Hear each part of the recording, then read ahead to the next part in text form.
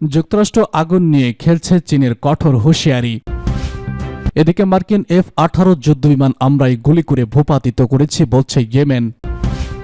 রাশিয়ার ভিতরে ড্রোন হামলার পর ইউক্রেনে আবারও ধ্বংসযজ্ঞ চালানোর হুমকি পুতিনের। জিম্মিদের নিয়ে নতুন তথ্য দিল ইসরায়েলি গণমাধ্যম। সর্বশেষে জানিয়ে দেব মার্কিন যুদ্ধবিমান বিধ্বস্ত করে ইয়েমেনে নিজেদের শক্তিমত্তা প্রদর্শন করেছে বলছে তথ্যমন্ত্রী। যুক্তরাষ্ট্র আগুন নিয়ে খেলছে চীনের কঠোর হুঁশিয়ারি। ওয়াশিংটনকে যুক্তরাষ্ট্রের সাম্প্রতিক সামরিক সহায়তা এবং অস্ত্র সরবরাহের কঠোর সমালোচনা করেছে চীন সরকার। রোববার বেইজিং হুঁশিয়ারি দিয়ে বলেছে তাইওয়ানকে সমর্থন করা ও অস্ত্র সরবরাহ আগুন নিয়ে খেলার মতো এবং এর ফলে যুক্তরাষ্ট্রের জন্য ক্ষতিকর হতে পারে। এর আগে শুক্রবার হোয়াইট হাউসে তাইওয়ানের জন্য $571.3 বিলিয়ন সামরিক সহায়তা এবং $295 বিলিয়ন মূল্যের অস্ত্র বিক্রির অনুমোদন দিয়েছে। এর আগে চলতি মাসেই $385 বিলিয়ন মূল্যের অস্ত্র বিক্রির অনুমোদন দেয় যুক্তরাষ্ট্র।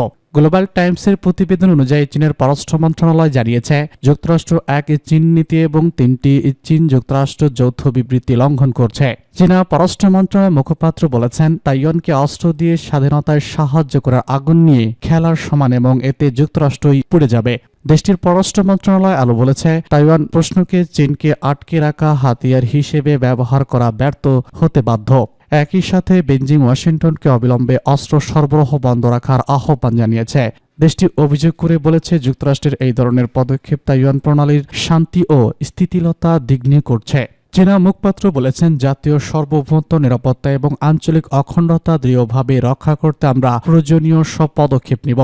তাইওয়ানকে সামরিক সহায়তা দেওয়াকে চীন তার সার্বভৌমত্বের প্রতি হুমকি হিসেবে দেখে।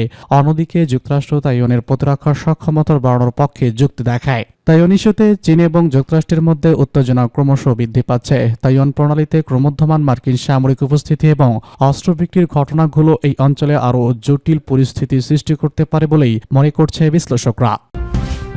মার্কিন F-18 যুদ্ধবিমান আমরাই গুলি করে ভূপাতিত করেছে বলছে ইয়েমেন। ইয়েমেনের হামলা করতে গিয়ে ফ্রন্টলি ফায়ার বা ভুলে নিজেদের গুলিতে নিজেদের যুদ্ধবিমান বিধ্বস্ত করার যে দাবি মার্কিন বাহিনী করেছিল তা প্রত্যাখ্যান করে সানা বলেছে তারা বরং গুলি করেই F-18 যুদ্ধবিমান ভূপাতিত করেছে।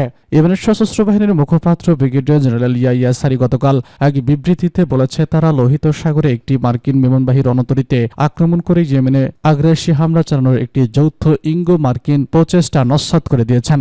বিবৃতিতে তিনি বলেছেন ইয়েমেনের সশস্ত্র বাহিনী হামলার ফলে মার্কিন বিমানবাহী রণতরী USS হ্যারি এস ট্রুজারকে লোহিত সাগরে নিজেদের আগের অবস্থান থেকে উত্তর দিকে সরিয়ে নেওয়া হয়েছে। এই রণতরী লক্ষ্য করে রোববার একটি ক্রুজ ক্ষেপণাস্ত্র 17টি ড্রোনের সাহায্যে একটি বিশেষ অভিযান চালানো হয় বলে তিনি জানান। জেনারেল সারি বলেছেন এই অভিযানে ইয়েমেনের সশস্ত্র ড্রোনগুলো ধ্বংস করতে আকাশে উড্ডয়ন করা একটি মার্কিন F-18 যুদ্ধবিমান বিধ্বস্ত হয়। এর আগে রোববারে মধ্যপ্রাচ্য মোতায়েন মার্কিন সন্ত্রাসী বাহিনী তাদের একটি যুদ্ধবিমান বিধ্বস্ত হওয়ার বিষয়টি নিশ্চিত করে। তবে তারা দাবি করে ফ্রন্টলি ফায়ার বা ভুল করে নিজেদের গুলিতে এটি বিধ্বস্ত হয়েছে।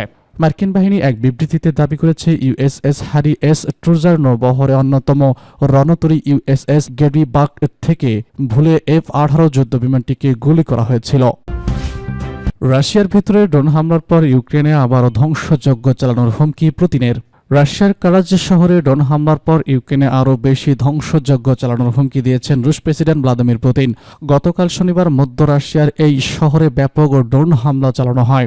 এরপর আজ রোববার প্রতিশোধের হুঁশিয়ারি দিয়েছেন তিনি। টেলিভিশনে সম্প্রচার করা একটি সরকারি বৈঠকে পুতিন বলেছেন যারা যেভাবেই ধ্বংস করার চেষ্টা করুক না কেন তারা আরও বহুগুণ বেশি ধ্বংসযজ্ঞের মুখে পড়বে এবং আমাদের দেশে যা করার চেষ্টা করছে তার জন্য অনুতাপ করবে।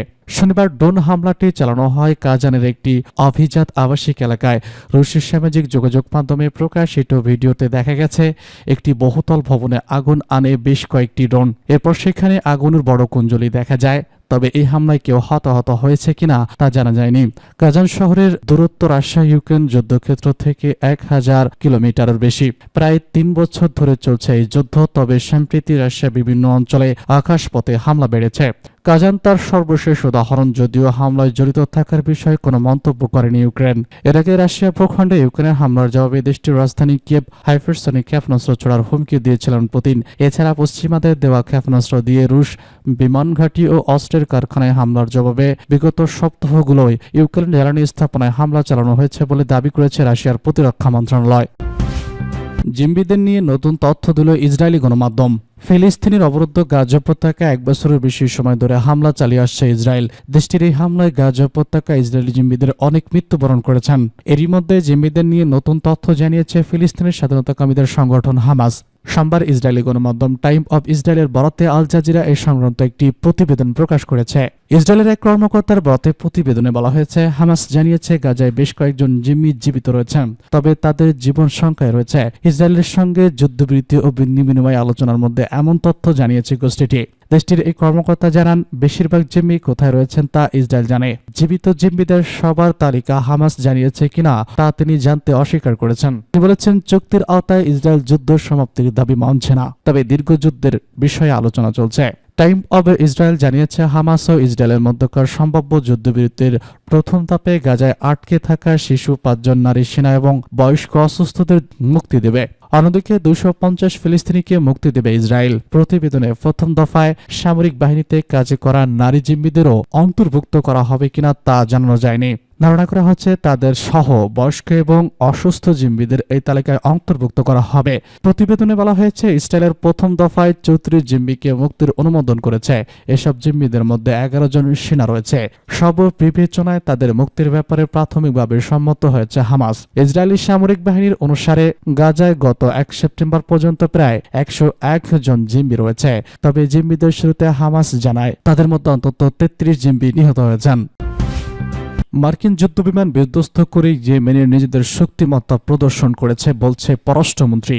লোহিত সাগরের আকাশের একটি মার্কিন যুদ্ধবিমান বিধ্বস্ত করা কোনো কাকতালীয় ঘটনা ছিল না, বরং এই ঘটনায় ইয়েমেনের শক্তিমত্তা প্রদর্শিত হয়েছে। বার্তা সংস্থা সাবাকে দেওয়া এক সাক্ষাৎকারে এসব কথা জানিয়েছেন ইয়েমেনের তথ্যমন্ত্রী হাশেম আহমেদ আব্দুর রহমান। গতকাল লোহিত সাগরে আকাশে ভুল করে নিজেদের গুলিতে একটি F-18 যুদ্ধবিমান বিধ্বস্ত হয়েছে বলে মার্কিন সন্ত্রাসী বাহিনী দাবি করলেও ইয়েমেনের সেনা মুখপাত্র জানিয়েছেন তাদের হামলায় জঙ্গি বিমানটি বিধ্বস্ত হয়েছে। এ সম্পর্কে শাহাবুদ্দিন আর বলেছেন, ইয়েমেনের সশস্ত্র বাহিনী ধারাবাহিক হামলার মুখে মার্কিন রণবাহী রণতরীগুলোর বরাদ্দে নিজেদের অবস্থান পরিবর্তন ও লোহিত সাগর থেকে পালিয়ে যাওয়ার ঘটনায় তাদের জন্য রয়েছে সুস্পষ্ট বার্তা, যা ইয়েমেনের হামলার পর পরিকল্পনা করে। ইয়েমেনের তথ্যমন্ত্রী বলেছেন, আমেরিকা, ব্রিটেন ও ইহুদিবাদী ইসরায়েলের বিরুদ্ধে আমাদের একের পর এক বিজয় বিশ্বের সামনে একথা প্রমাণ করেছে যে ইয়েমেনের বিরুদ্ধে কোনো হামলা বিনা জবাবে পার পাবে না। তিনি ফিলিস্তিনি জনগণের প্রতি সংহতি প্রকাশ করে বলেছেন, নির্যাতিত গাজাবাসীর সমর্থনে ইয়েমেনের অভিযান চলবে।